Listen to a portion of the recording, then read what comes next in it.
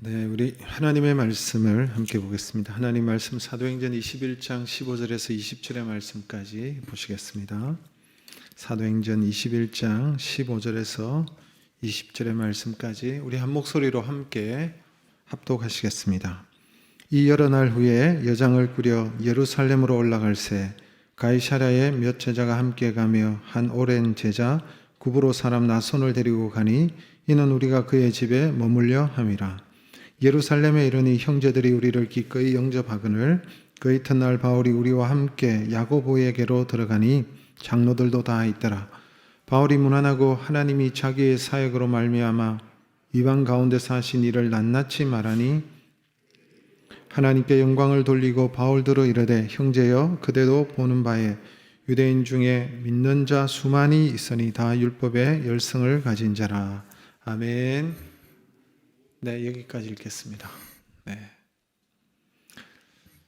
오늘 이렇게 우리가 제한적이지만 대면에서 예배를 드릴 수 있어서 감사하고 또 가정에서 예배를 드리고 계신 우리 성도님들 또 이 자리에 와서 예배를 드리시는 우리 귀한 성도님들 예배 가운데 하나님께서 크신 은혜를 주시기를 주님의 이름으로 축복합니다. 우리 말씀을 듣기 전에 우리 서로 한번 이렇게 인사할까요? 은혜 많이 받으십시오. 이렇게 한번 인사하시겠습니다. 은혜 많이 받으십시오. 네. 여러분, 우리 바울은 이방인의 사도다 이렇게 얘기를 하지 않습니까? 이방인의 사도. 그러니까 유대인들을 향해서 복음을 전하는 자가 아니라 이방인들, 헬라인들을 위해서 복음을 전하는 자로 세움을 받았다. 그래서 사도 바울은 항상 이방인에게로 향했어요. 그리고 이방인들을 만나고 그들에게 복음을 전하는 일에 자신의 삶을 다 드렸던 것을 우리가 보게 되는 것입니다. 그런데도 여러분, 이렇게 이방인의 사도였지만 사도 바울에게는 유대민족에 대한 사랑, 자기 민족에 대한 사랑이 어마어마했습니다. 그가 유대인을 향하여 나아가지는 못했지만 이방인들을 향해서 나아갈 때에도 항상 유대인들이 있는 곳을 찾았던 것을 보게 됩니다. 이방인의 땅에 들어가도 여러분 제일 먼저 어디를 갔습니까? 회당에 갔죠. 회당에 왜 갑니까? 회당에는 유대인들이 모여 있기 때문에 그래요. 그래서 항상 먼저 회당을 찾아서 회당에 가서 말씀을 전하고 복음을 전하는 일에 힘썼던 것을 우리가 보게 되는 것이죠. 우리 사도 바울의 마음을 우리가 알 수 있는 것이 로마서 1장 16절에 보면 내가 복음을 부끄러워하지 아니하노니 이 복음은 모든 믿는 자에게 주시는 하나님의 능력이 됨이라. 먼저는 누구에게요? 유대인에게, 그 다음에 헬라인에게로다 이렇게 표현하고 있지 않습니까? 항상 유대인이 먼저예요. 자기 민족이 먼저. 이것을 우리의 말씀을 통해서 우리가 알 수 있는 것이죠. 그런데 여러분, 자기의 민족에 대한 사랑이 대단했지만 이 바울은 철저하게 자신의 민족, 유대인들에게 외면을 당했습니다. 유대인들이 그를 인정하지 않았고, 물론 소수의 사람들은 사도 바울의 복음을 받아들이고 인정하는 사람들도 있었지만 대부분의 유대인들은 여러분 사도 바울을 대적하고 핍박하고 사도 바울을 매질을 하고 돌을 던지고 돌에 맞아서 죽어가지고 성 밖에 버려진 적도 있지 않습니까? 그래서 유대인들에게 쫓김을 당하고 이런 삶을 살았음에도 불구하고 그의 마음에게는 항상 자신의 민족을 향해서 가 있는 것을 보게 됩니다. 로마서에 보면 자신의 민족에 대한 안타까움이 있죠. 여러분 로마서 9장 1절의 말씀 우리 같이 한번 읽어보겠습니다. 나에게 큰 근심이 있는 것과 마음에 그치지 않는 고통이 있는 것을 내 양심이 성령 안에서 나와 더불어 정언하노니. 자신의 큰 근심이 있고 그치지 않는 고통이 있다 그랬어요. 그 큰 근심과 그치지 않는 고통이 어떤 고통입니까? 이어서 2절에 로마서 9장 2절 말씀 읽겠습니다. 나의 형제 곧 골육의 친척을 위하여 내 자신이 저주를 받아 그리스도에게서 끊어질지라도 원하는 바로다. 나의 형제 곧 골육의 친족은 누구를 말할까요? 자신의 민족, 자신의 동포를 말하는 것입니다. 그 민족, 자신의 동포를 위해서는 자신이 그 민족이 내 유대인, 나의 민족이 유대인들이 구원을 받을 수 있다면 나는 저주를 받아도 좋고 나는 그리스도에게서 끊어질지라도 합당하다. 이런 식으로 표현하고 있는 거예요. 여러분, 그가 얼마나 그리스도를 알기를 원했고 그리스도 안에서 발견되기를 원했고 그리스도처럼 살기를 원했고 그리스도처럼 되기를 원했습니까? 그럼에도 불구하고 나는 그리스도에게 끊어져도 무방하다. 누구를 위해서? 자신의 민족 동포를 위해서는 그렇다는 거예요.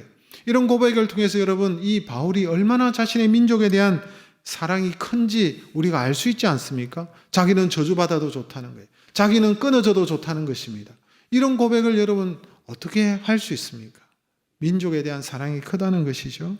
사실 오늘 본문도 여러분 바울의 이러한 모습을 우리가 상상해 볼 수 있습니다. 바울이 여러분 예루살렘으로 가는 이유가 뭘까요? 예루살렘으로 가는 이유는 그 예루살렘, 여러분 자신의 민족과 동포를 사랑하기 때문에 가는 것입니다. 유대인들에게 철저하게 자신의 민족으로부터 철저하게 외면을 당하고 어려움을 당하고 핍박을 당하고 그럼에도 불구하고 예루살렘으로 가잖아요.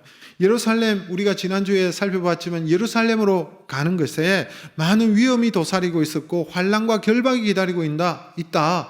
그래서 여러분 그것을 성령을 통해서 이미 알았어요. 그리고 많은 자들이, 예언하는 사람들이, 기도 많이 하는 사람들이 사도 바울을 예루살렘으로 가면 안 된다고 만류하고 붙잡고 그랬지만 다 거절하고 그들과 작별하고 인사하고 그는 예루살렘으로 갑니다. 왜? 예루살렘, 자신의 민족, 자신의 사랑하는 동포들이 있기 때문에 여러분 그럼에도 불구하고 예루살렘으로 가는 거예요. 오늘 본문 15절에 보니까 예루살렘에 도착하고 있죠. 이 여러 날 후에 여장을 꾸려 예루살렘으로 올라갈새 이제 드디어 예루살렘에 도착했습니다. 사실 여러분 사도 바울의 목적지는 어디다 그랬어요? 로마라고 그랬죠. 로마. 내가 로마도 보리라. 왜냐하면 그 로마가 땅끝이라고 생각했기 때문에 여러분 주님께서 주신 그레이트 커미션, 대사명, 너희는 땅끝까지 이르러 내 정인이 되라. 그래서 그 땅끝을 향하여 로마를 향하여 가는 것이 여러분 사도 바울의 그런 목표였습니다. 근데 여러분 로마가 어디입니까? 로마가 여기다면 예루살렘은 어딜까요? 정반대편에 있습니다. 로마는 여기고 예루살렘은 여기예요. 사도 바울이 여러분 주로 활동하고 복음을 전한 것은 한 가운데 그러니까 유럽, 그리스를 중심으로 해서 마게도냐, 여러분 아가야, 고린도 지역, 그리고 여러분 소아시아, 지금의 터키에 그죠?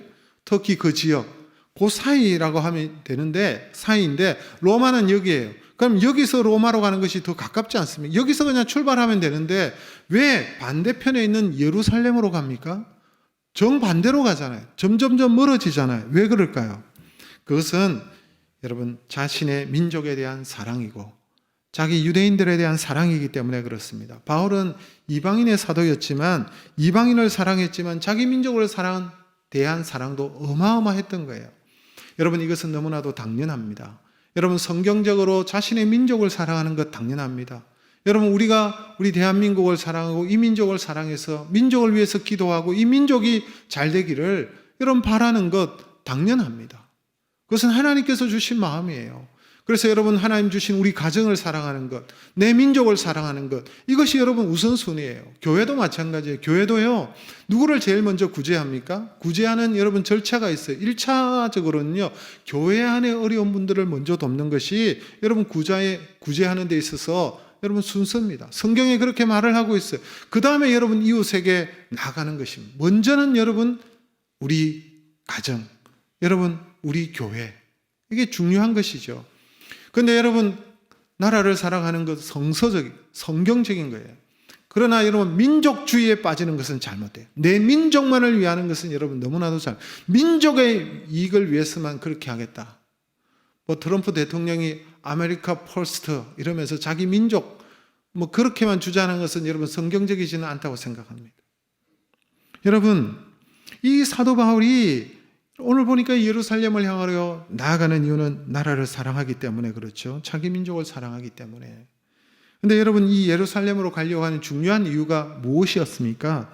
예루살렘 교회를 위해서 준비한 게 있었어요. 뭐냐? 여러분 이방인 교회에서 예루살렘 교회가 어려워서 함께 헌금을 하지 않았습니까? 이방인 교회, 사도 바울이 세웠던 교회에서 헌금을 해서 그 헌금을 가지고 예루살렘 교회에 전달하기 위해서 사도 바울이 가는 거예요. 그런데 여러분 예루살렘 교회를 위하여 구제하기 위해서 헌금을 가지고 가는데 이것은 단순한 그냥 헌금이 아닙니다.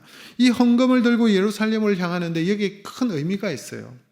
여러분 이 헌금을 들고 간다는 내용이 오늘 본문에는 없잖아요. 근데 사도행전 24장에 보면 이런 말씀이 있습니다. 24장 17절 말씀 같이 읽겠습니다. 여러 해 만에 내가 내 민족을 구제할 것과 재물을 가지고 와서 보세요. 여러 해 만에 자신이 지금 선교하다가 예루살렘으로 돌아와서 내 민족을 구제하고 할 것과 재물을 가지고 왔다 그랬어요. 여러분, 상당한 액수의 금액을 가지고 돌아왔다는 것을 우리가 알 수가 있죠. 민족을 구제하기 위해서 재물을 가지고 왔다. 이 사실에 대해서 여러분 로마서에서 보면 더 잘 나와 있습니다. 로마서와 여러분 예루살렘과 무슨 상관이 있느냐 이런 생각이 드는데, 여러분 사도 바울이 예루살렘에서 출발하기 전에 어디에 있었습니까? 고린도 지역에 있었잖아요. 고린도 지역에 있었는데 사도 바울이 고린도 지역에서 로마서 서신을 썼습니다. 그래서 사도 바울은 몸은 예루살렘으로 돌아오지만 로마서라는 서신을 써서 로마로 보내었어요. 로마로 보내면서 사도 바울이 자신이 예루살렘으로 가는 이유에 대해서 로마서에 보면 설명을 하고 있어요. 그래서 로마서를 보면 우리가 이 사실을 더 정확하게 알 수 있는데, 로마서 15장 25절 26절 말씀을 가지고 우리가 한번 읽겠습니다. 그러나 이제는 내가 성도를 섬기는 일로 예루살렘에 가노니 이는 마게도냐와 아가야 사람들이 예루살렘 성도 중 가난한 자들을 위하여 기쁘게 얼마를 연보하였음이라. 여기 보세요. 내가 성도를 섬기기 위해서 예루살렘으로 간다. 여기 마게도냐와 아가야 사람, 마게도냐는 여러분 유럽입니다. 아가야는 지금 고린도 지역이죠. 여러분 여기에서 예루살렘 성도 중 가난한 자들을 위해서 연보를 가지고 지금 자기는 예루살렘으로 간다. 로마서에다가 편지하면서 그렇게 얘기를 하고 있습니다. 당시 여러분 예루살렘 교회는 핍박을 당해서 성도들이 흩어지고 교회가 깨지고 성도들이 흩어지고, 여러분 또한 흉년이 들어가지고 굉장히 경제적으로 궁핍한 상태에 있었습니다. 그래서 여러분 이 가난한 예루살렘 교회 성도들, 가난한 자들이 너무 많이 발생했기 때문에 이들을 돕기 위해서 이방인들의 교회, 사도 바울이 세웠던 그 교회의 성도들이 함께 헌금을 해가지고 이 헌금을 전달하기 위해서 사도 바울이 예루살렘으로 간 거예요. 그런데 여러분 이 헌금을 전달하는 일이 쉬운 일은 아니었죠. 목숨을 걸고 가는 거예요. 모든 것을 다 되쳐주고 예루살렘으로 갑니다. 이 물질은 단순한 물질이 아니에요. 아주 귀한 의미를 가지고 있습니다. 예를 들면 이렇게 좀 생각해 볼 수 있지 않을까요? 우리 교회가 여러분 지금까지 한 46개의 선교지의 교회와 학교를 세우지 않았습니까? 그래서 많은 지역에 여러분 우리가 학교를 세우고 또 교회를 개척하고 그렇게 했어요. 그래서 여러분 캄보디아, 필리핀, 미얀마, 인도, 파키스탄, 여러분 인도네시아, 말레이시아, 이렇게 아프리카의 우간다, 카메룬 이런 곳에 여러분 우리가 교회와 학교들을 세우지 않았습니까? 그런데 우리가 세운 이 선교지의 교회들이 지금 그런 일은 없겠지만 우리 열린 하나문 교회가 또 이 한국이 너무 위급하고 어렵고 힘든 상황에 빠졌다는 소식을 들었다고 예를 들어 보면 이들이 이 소식을 듣고 어떤 마음을 가지느냐. 우리를 위해서 교회를 세워주고 학교를 세워주고 우리가 신앙생활을 할 수 있도록 그렇게 우리를 도와줬던, 여러분 우리 열린 하나문 교회가 어려움을 당하고 있으니까 우리가 열린 하나문 교회를 도와야 되겠다. 부족하지만 우리도 가난하지만 그래서 그들이 헌금을 해서 여러분 이 헌금을 보냈다고 생각해 보세요. 돕기 위해서. 여러분 이것은 여러분 물질 이상의 의미가 있지 않겠습니까? 왜 바울은 헌금을 전하는 이 일을 위해서 이렇게 애쓰고 힘을 쓸까요? 이것은 단순한 물질이 아니기 때문에 그렇습니다. 그 이상의 의미를 가지고 있기 때문에. 그래서 예루살렘에 전하고 싶은 것은 물질뿐만 아니라 다른 것이 있기 때문에 그런 거예요. 오늘 그 물질 의미의 더 큰 의미가 무엇인지 그것을 우리가 함께 살펴보고 은혜를 받기를 원하는 것입니다. 여러분 바울이 많은 어려움을 이기고 수많은 어려움이 예상되지만 목숨을 걸고 예루살렘으로 올라와서 전하고 싶었던 것은 그 구제하는 그 헌금뿐만 아니라 그것을 통해서 무엇을 전하고 싶었느냐, 이방인 교회의 진실한 사랑을 전하고 싶었던 거예요. 이방 교회 성도들이 진실한 마음으로 예루살렘 교회를 사랑하고 유대인들을 사랑하는 그 마음을 전하고 싶었던 거예요. 여러분 바울은 이방 사람들이 복음을 받아들이고 예수 그리스도를 믿고 믿음 안에서 자라고 성장하고 믿음 안에서 자라고 성장할 뿐만 아니라 이제는 섬기는 자리까지 성숙한 자들이 되었다는 이 사실을 여러분 이 모 교회였던 예루살렘 교회에 전하고 싶었던 거예요.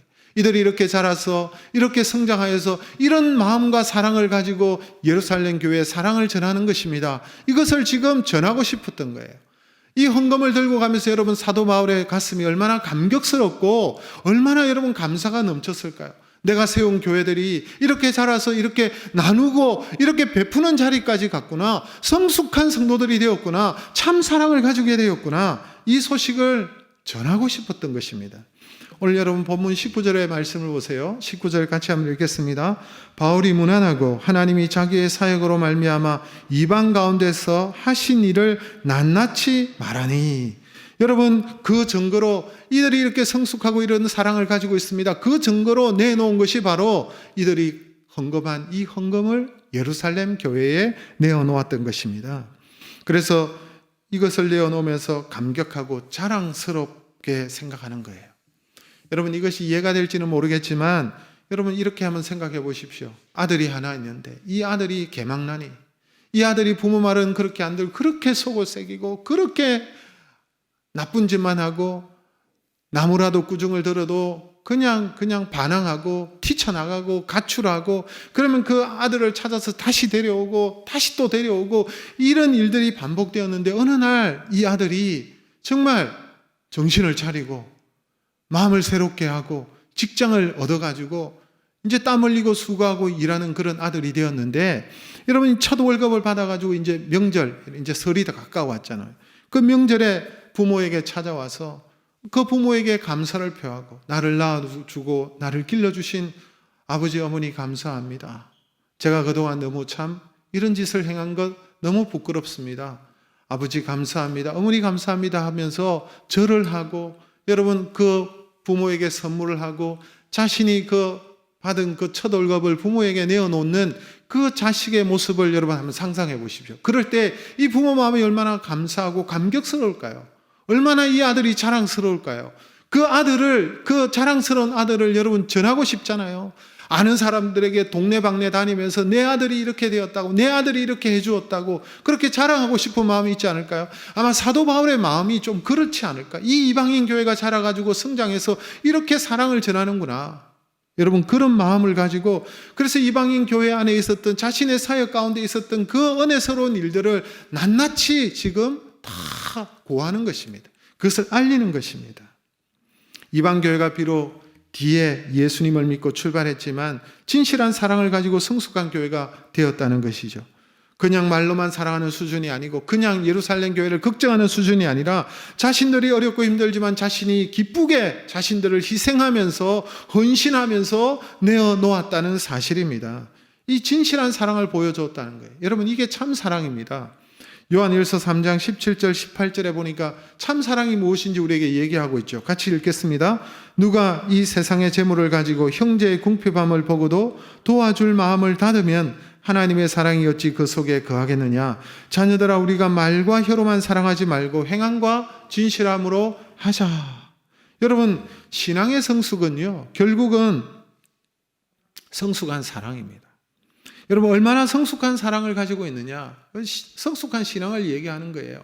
성숙한 신앙이라는 것은 말로만 하는 것이 아니라 여러분 행함이 있고 기쁨으로 나누고 그 기쁨으로 나눔을 실천하는 것이 여러분 바로 참 사랑을 가진 자의 모습이라는 거예요. 이것을 하나님께서 기뻐하실 줄로 믿습니다. 그래서 사도 바울은 이 헌금을 전달하는데 이것이 진실된 사랑이라는 것을 여러분 전하고 싶었다라는 것입니다.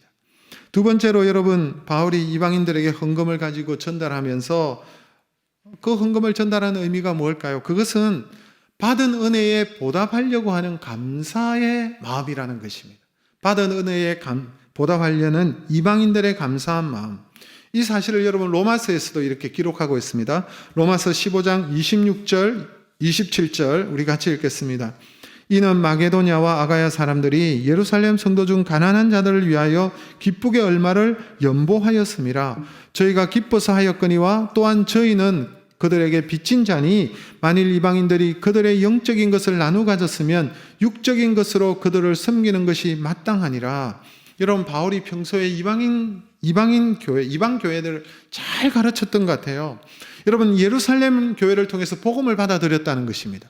예루살렘 유대인들을 통해서 사도 바울도 유대인이니까 그래서 여러분 이 이방인들에게 복음이 전해졌다는 거예요. 그래서 이방인들이 영적으로 예루살렘 교회에 빚을 지고 있다는 것입니다. 그런데 이 모 교회인 예루살렘 교회가 어렵고 힘든 상황에 빠져 있으니까 당연히 육적인 것으로 그들을 섬기는 것이 마땅하다라고 지금 얘기하는 거예요. 그 은혜를 알고 빚진 마음으로 그 사랑을, 그 은혜를 갚아야 되는 순간이 왔을 때 그것을 갚는 것이 당연하다라고 얘기하는 거예요.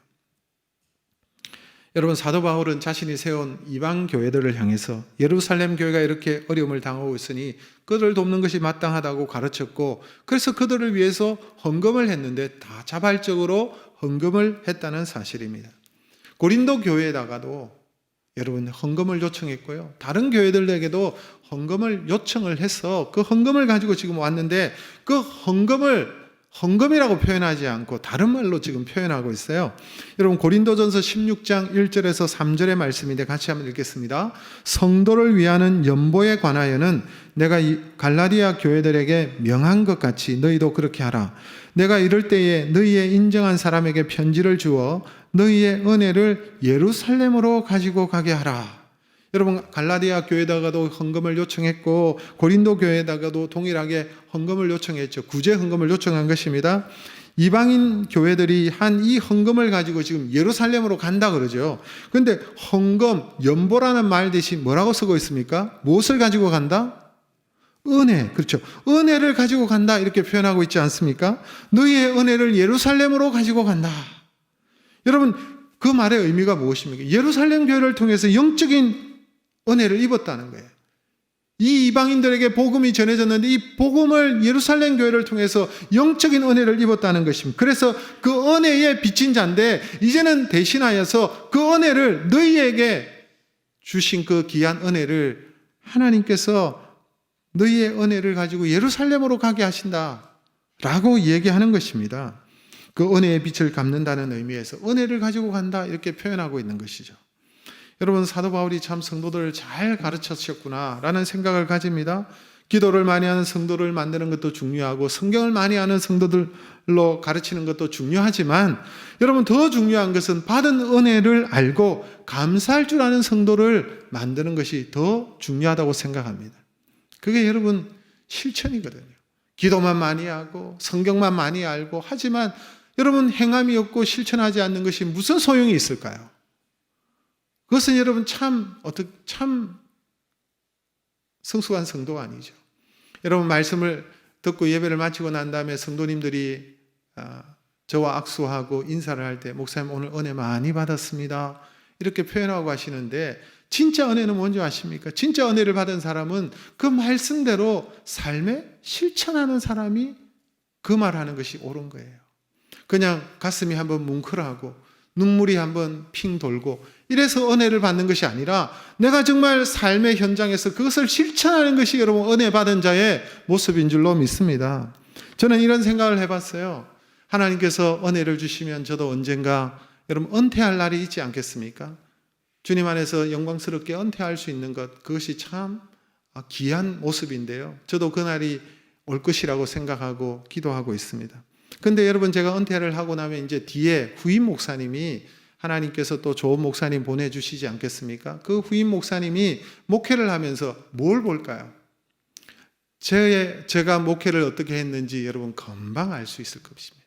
제가 목회를 저를 뒤를 이어서 목회를 하니까 제가 어떻게 목회했는지 잘 알지 않겠습니까? 그때 여러분, 저는 저 뒤에 오셔서 목회를 하시는 그 후임 목사님을 통해서 이런 말을 꼭 듣고 싶어요. 목사님이 참 성도님들을 잘 가르치셨구나. 목회를 참 잘하셨구나. 특별히 열린 하늘문교회 성도님들은 은혜를 알고 감사할 줄 아는 분이구나. 성도들이 참 성숙하시구나. 목사님 참 목회를 잘하셨네요.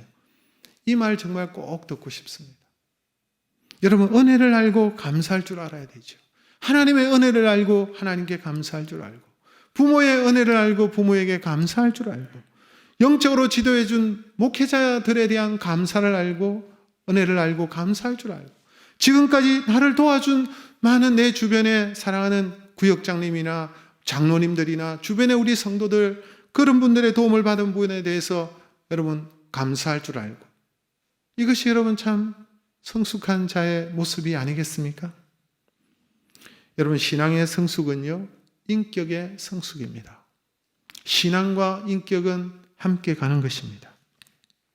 받은 은혜를 기억하고 감사할 줄 아는 이런 인격의 성숙이 바로 신앙의 성숙인 거예요.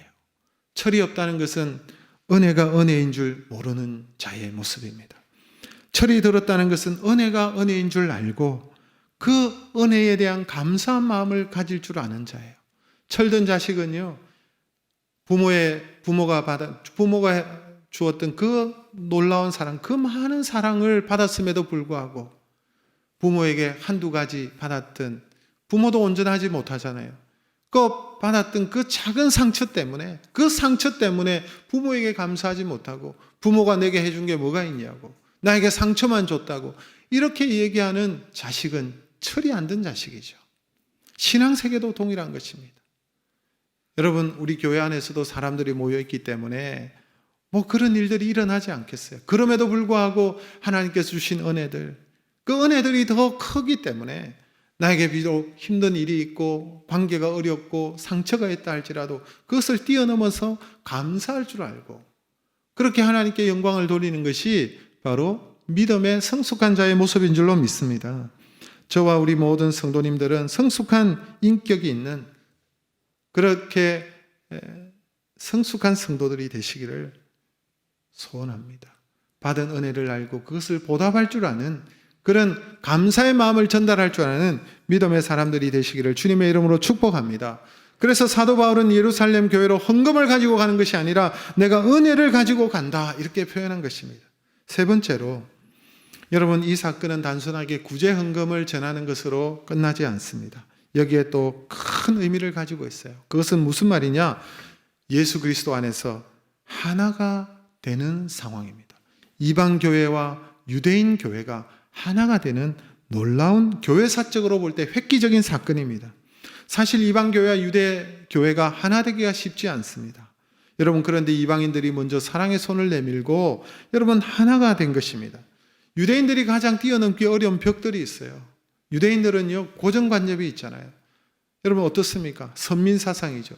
그 하나님은 자기 민족만의 하나님으로만 생각하고 자기들만 택함을 받았던 자기들만의 선민 사상이 철저한 사람 유대인들 아닙니까? 그래서 유대인들이 감사하는 게 있어요. 늘 감사하는 것 중에 뭘 감사하느냐? 자신이 남자로 태어난 것이 감사하고 여자로 태어나지 않는 것이 감사하고 이방인이 아닌 것을 감사하고 이런 식의 여러분 감사를 했어요. 그런데 지금 이 이방인들이 헌금을 모아다가 이 유대인들을 돕겠다고 지금 가져오고 있지 않습니까? 사실 이게 쉽게 받아질 것 같지 않아요.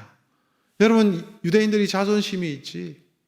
어떻게 이방인들이 전하는 것을 우리가 받아들일 수 있느냐, 용납할 수 있느냐, 받지 않을 수 있고 거절을 당할 수도 있는 상황입니다. 그런데 오늘 본문에 보니까 여러분 어떻게 하고 있습니까? 이방인 교회가 먼저 사랑을 가지고 왔을 때 이 여러분 예루살렘 교회가 그것을 기꺼이 받아들이는 것을 보게 되는 것입니다. 이것이 여러분 놀라운 하나됨의 모습인 거예요. 오늘 본문 17절 18절 말씀을 같이 한번 읽겠습니다. 예루살렘에 이르니 형제들이 우리를 기꺼이 영접하거늘 그 이튿날 바울이 우리와 함께 야고보에게로 들어가니 장로들도 다 있더라. 우리를 기꺼이 영접하거늘, 이 말은 즐겁게 받아들였다는 것이죠. 그리고 이방인 교회에서 드린 그 헌금을 기쁨으로 받았다는 것입니다. 이것은 여러분 헌금을 받는 차원을 뛰어넘어서 예수 그리스도 안에서 이방인에 대한 시각이 지금 바뀐 거예요. 유대인들이 이방인들을 바라보는 시각이 달라졌다는 것입니다. 여러분, 이것이 바로 복음의 힘입니다. 복음의 힘은 모든 벽을 뛰어넘어서 예수 그리스도 안에서 하나 되게 하는 것입니다. 복음의 힘은 예수 그리스도의 십자가 안에서 모든 차별을 없애고 하나가 되게 하는 것입니다. 갈라디아서 3장 28절 말씀을 같이 읽겠습니다. 너희는 유대인이나 헬라인이나 종이나 자유인이나 남자나 여자나 다 그리스도 예수 안에서 하나이니라. 우리가 전에는 하나 되지 못했지만 이제는 예수 그리스도 안에서 하나가 됐다는 거예요. 여러분, 이 하나됨을 위해서 주님께서 십자가를 지셨잖아요. 하나님과 우리 사이에 있는 가로막힌 벽을 허무시고 하나님과 우리를 하나 되게 하시고 유대인과 이방인들과 하나 되게 하시고 화평케 하시고, 여러분 이것이 굉장히 중요한 사건, 이 복음 안에서 하나가 되는 거예요.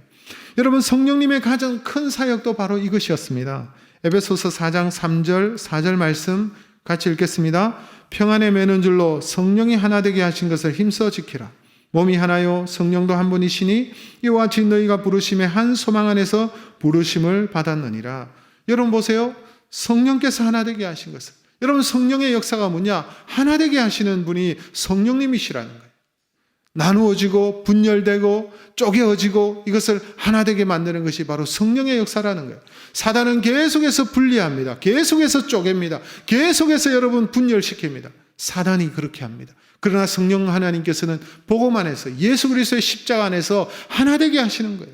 하나님과 하나 되게 하시는 거예요. 하나님과 여러분 원수가 되었고 하나님과 멀어졌던 우리의 삶이 여러분 하나 되게 하시는 거예요. 예수 그리스도의 그 십자가 안에서 성령께서 그렇게 만들어 가시는 거예요.